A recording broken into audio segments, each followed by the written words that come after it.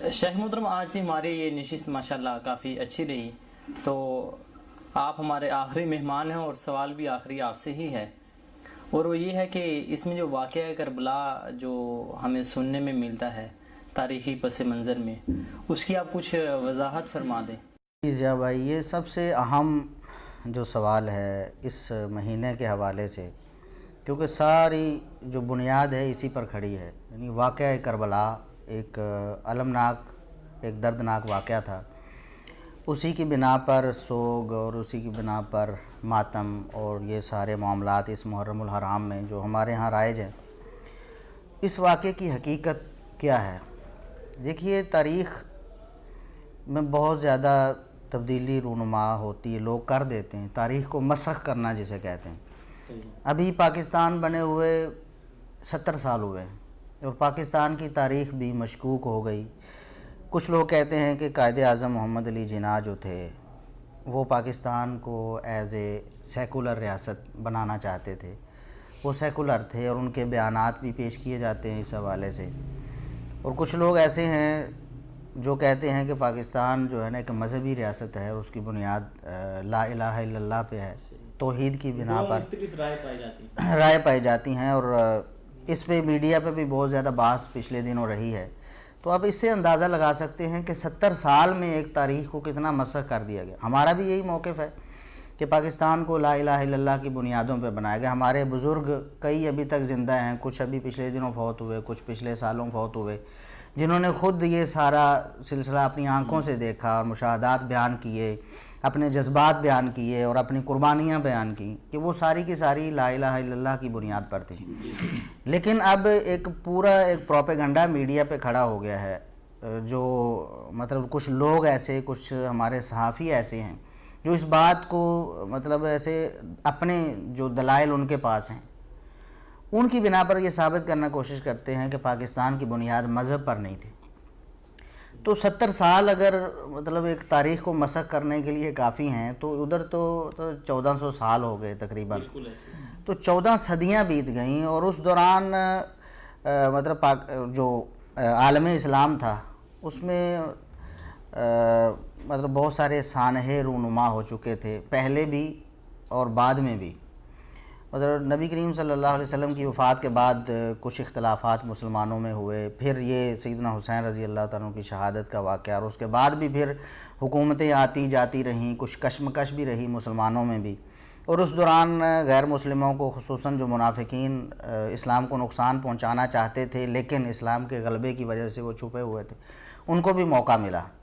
کچھ جھوٹے ایسے لوگ، انہوں نے مطلب کچھ لوگ تو اسلام کی خاطر اپنی زندگیاں وقف کرتے ہیں، اور کچھ لوگ اسلام کی مخالفت میں انہوں نے اپنی زندگیاں وقف کیں۔ کچھ مورخین ایسے ہوئے جن کے بارے میں ہمارے علماء نے بتا دیا کہ یہ جھوٹے ہیں، جس طرح واقدی ہے، اسی طرح ابو مخنف لوط بن یحییٰ ہے، اسی طرح کچھ اور بھی ہیں جو مطلب جن کی زندگی کا مقصد یہ تھا کہ اسلام کے چہرے کو مسخ کیا جائے، تو انہوں نے بہت ساری رنگ آمیزی کی اس حوالے سے۔ اب یہ بات تو ثابت ہے کہ سیدنا حسین رضی اللہ تعالیٰ عنہ شہید ہو گئے اور انہیں ظلماً شہید کیا گیا۔ اب اس کی بنیاد کیا تھی؟ کس لیے نکلے تھے؟ کہاں جا رہے تھے؟ ان کا مقصد کیا تھا؟ کس نے انہیں شہید کر دیا گیا؟ یہ ساری چیزیں، ان کو مسخ کیا گیا۔ سیدنا حسین رضی اللہ تعالیٰ عنہ کے جو بڑے بھائی تھے سیدنا حسن رضی اللہ تعالیٰ، انہوں نے خود اپنی جو خلافت تھی، منتخب خلیفہ تھے، انہوں نے اپنی خلافت سیدنا معاویہ رضی اللہ تعالیٰ عنہ کے سپرد کر دی، خود ان کی جھولی میں ڈال دی تاکہ مسلمانوں میں اتفاق ہو جائے، اور پھر اس کا نتیجہ دیکھا 20 سال تک سیدنا معاویہ رضی اللہ تعالیٰ عنہ کا یہ دور حکومت رہا، اور عدل و انصاف، امن و امان مثالی رہا، اور اسلام کی حدیں، سرحدیں بھی وہ وسیع ہوئیں۔ تو کیا ایسا سوچا جا سکتا ہے کہ ان کے جو چھوٹے بھائی تھے سیدنا حسین رضی اللہ تعالیٰ عنہ اسی خلافت کو لینے کے لیے میدان میں کود پڑے اور جنگ کرنے کے لیے چلے جائیں؟ اور پھر کیا یہ بھی سوچا جا سکتا ہے کہ ایک صحابی ہیں سیدنا حسین رضی اللہ تعالیٰ عنہ، نواسہ رسول ہیں، لوگوں کے، صحابہ کرام کے ذہن میں ان کے حوالے سے احترام ہے، عقیدت ہے، تو وہ جب نکلنے لگتے ہیں، ایک اگر وہ سمجھتے ہیں کہ ایک کفریہ نظام ہے یا فسق و فجور پر مبنی ایک نظام، اس سے میں بغاوت کرنے لگا ہوں، یہ تو جہاد فی سبیل اللہ تھا، تو اس کے لیے پھر کسی کو انہوں نے ترغیب بھی نہیں دی، کسی کو بلایا ہو کہ آؤ میرے ساتھ چلو، تو صحابہ کرام کی ایک جماعت نکل جاتی نواسہ رسول کے ساتھ. تو کیا وجہ ہے کہ وہ اپنے بیوی بچوں کو ساتھ لے کر صرف چلے گئے؟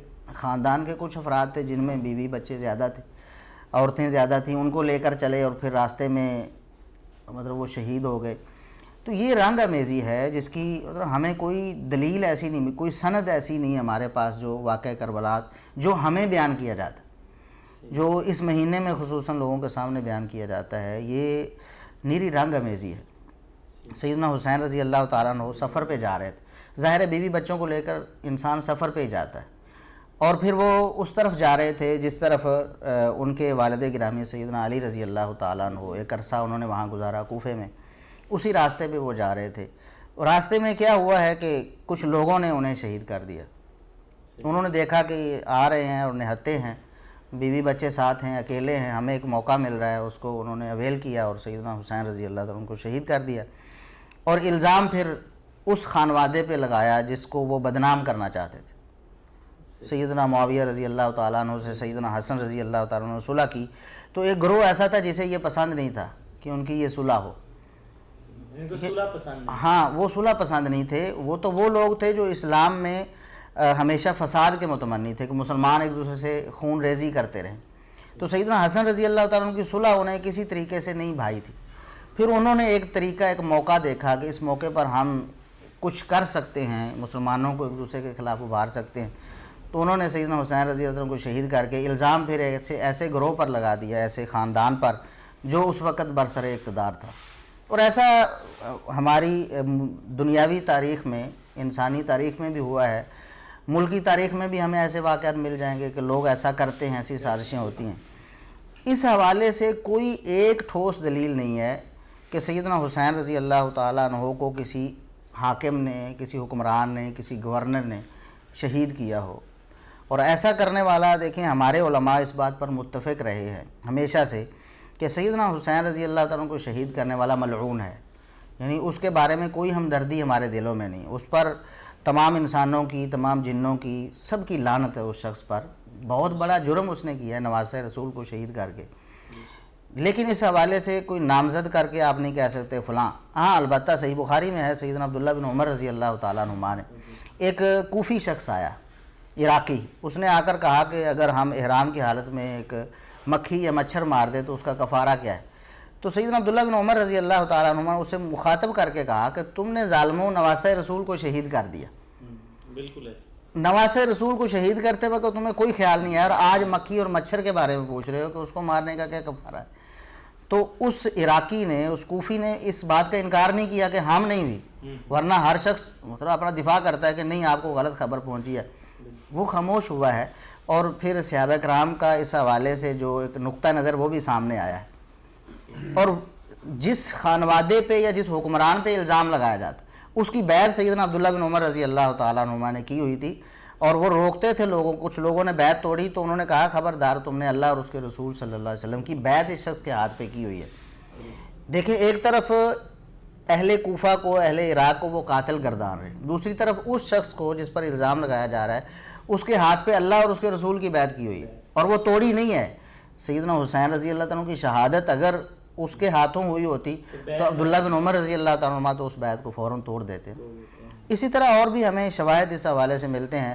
تاریخ میں ایسی کوئی مستند کوئی بات ایسی آج تک ثابت نہیں ہوئی کہ سیدنا حسین رضی اللہ تعالیٰ عنہ کو کسی حکمران نے یا اس کے کسی گورنر نے شہید کیا ہو. تو یہ اس کا پس منظر پھر جوڑتے ہوئے ظاہر ہے کہ کچھ لوگوں کا مقصد ہے کہ نبی کریم صلی اللہ علیہ وسلم کے جو جانسار صحابہ تھے ان کے بارے میں لوگوں کو بدظن کیا جائے. پھر جب وہ ایک شخص پر الزام لگاتے ہیں، پھر ان کے والد گرامی سیدنا معاویہ رضی اللہ تعالیٰ عنہ، ان پہ بات آتی ہے کہ انہوں نے اسے نامزد کیا تھا. پھر سیدنا معاویہ رضی اللہ تعالیٰ عنہ سے بات آگے سیدنا عثمان رضی اللہ تعالیٰ عنہ تک جاتی ہے کہ سیدنا عثمان رضی اللہ تعالیٰ عنہ کے قصاص کے حوالے سے سیدنا معاویہ رضی اللہ تعالیٰ عنہ کا اختلاف ہوا سیدنا علی رضی اللہ تعالیٰ عنہ سے. تو پھر آگے آگے بات چلتی چلتی تو اس مہینے میں افسوس کے ساتھ کہنا پڑتا ہے کہ سیدنا ابو بکر رضی اللہ تعالیٰ عنہ، سیدنا عمر فاروق رضی اللہ تعالیٰ عنہ، سیدنا عثمان رضی اللہ تعالیٰ عنہ، ان پر بھی تان کی جاتی. تو ہمارے علامہ شہید علامہ احسان علی ظہیر رحمۃ اللہ علیہ فرمایا کرتے تھے کہ دیکھیں 61 ہجری میں ایک واقعہ پیش آ رہا ہے، اس واقعے کا ذمہ دار ان لوگوں کو قرار دیا جا رہا ہے جو اس سے 20 سال پہلے فوت ہو چکے. سیدنا ابوبکر صدیق رضی اللہ تعالیٰ عنہ کب فوت ہوئے ہیں؟ 61 ہجری کا بھائی. سیدنا عمر فاروق رضی اللہ تعالیٰ عنہ شہید، سیدنا عثمان رضی اللہ تعالیٰ عنہ شہید ہوئے ہیں. تو ان کو اس واقعے کا ذمہ دار قرار دینے کی کوشش کی جاتی ہے. تو یہ بات بالکل واضح ہے کہ یہ ایک سازش تھی جو رچائی گئی اور پھر اس بنا پر تاریخ کو مسخ کیا گیا. اور وہ سارے جھوٹے لوگ ہیں جنہوں نے یہ واقعہ کربلا کو تفصیلاً بیان کیا. ان میں سے کوئی ایک سچا شخص نہیں ہے، یعنی کسی ایک شخص کا نام نہیں بتا سکتے. باقی تاریخ ہم تک پہنچی، صحیح سندیں ہمارے پاس موجود ہیں. تو اس تاریخی واقعے کی تفصیلات بیان کرنے کے لیے صرف جھوٹے راوی ہمارے سامنے. ٹھیک ہے. ابو مخنف لوط بن یحییٰ ہے، محدثین نے اس کو کذاب کہا ہے، جھوٹا تھا، صحابہ کرام کا دشمن تھا. اب ایسے شخص سے ہم توقع کریں کہ وہ صحابہ کرام کے حق میں کوئی بات کرے گا یا صحیح منظر کشی کرے گا واقعے کی؟ اور یہ لوگ بھی ایسے ہیں جنہوں نے اپنی آنکھوں سے یہ واقعہ نہیں دیکھے. تو بہرحال اس کی حقیقت یہ ہے واقعہ کربلا کی کہ سیدنا حسین رضی اللہ تعالیٰ عنہ کو ظلماً شہید کر دیا. یہ بہت بڑا ظلم تھا تاریخ انسانیت کا، اس میں کوئی شبہ نہیں. یہ دردناک المناک واقعہ تھا، لیکن اس میں جو رنگ امیزی کی گئی، جس کو ذمہ دار ٹھہرانے کی کوشش کی، یہ بالکل غلط.